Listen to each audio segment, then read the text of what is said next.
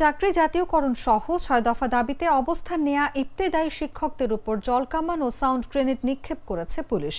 আজ রোববার দুপুর ১:১৫টার দিকে রাজধানীর শাহবাগ থানার সামনে এই ঘটনা ঘটে। এখনো উভয় পক্ষ মুখোমুখি অবস্থানে রয়েছে। ঢাকা বিশ্ববিদ্যালয় শিক্ষা ও গবেষণা ইনস্টিটিউটের সুপারিশের আলোকে প্রাথমিক বিদ্যালয়ের মতো স্বতন্ত্র ইবতেদায়ী মাদ্রাসা জাতীয়করণের ঘোষণা সহ ৬ দফা দাবিতে সকালে জাতীয় প্রেস ক্লাবের সামনে অবস্থান নেয় স্বতন্ত্র ইবতেদায়ী মাদ্রাসা শিক্ষক ঐক্যজোট।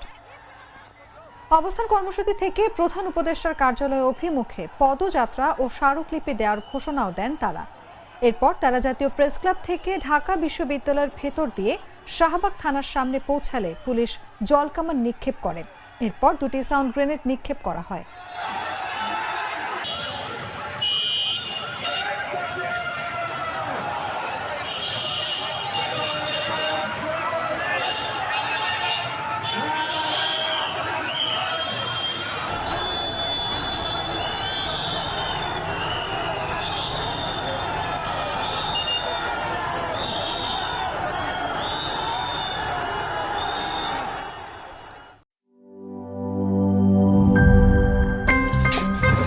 আমার একটা স্মার্ট সিদ্ধান্তে 25% গ্যাসের খরচ কমেছে। ভাবছেন কিভাবে? সাধারণ গ্যাস স্টোভ বদলে আমি এনেছি আরএফএল গ্যাস স্টোভ। এর সাইন্টিফিক নজল ও ব্রাস বার্নার ক্যাপ সমানভাবে তাপ ছড়িয়ে রান্না করে দ্রুত, তাই গ্যাসও বাঁচায় 25%, টাকাও বাঁচে 25%। আরএফএল গ্যাস স্টোভ নিরাপদ ও গ্যাস সাশ্রয়ী।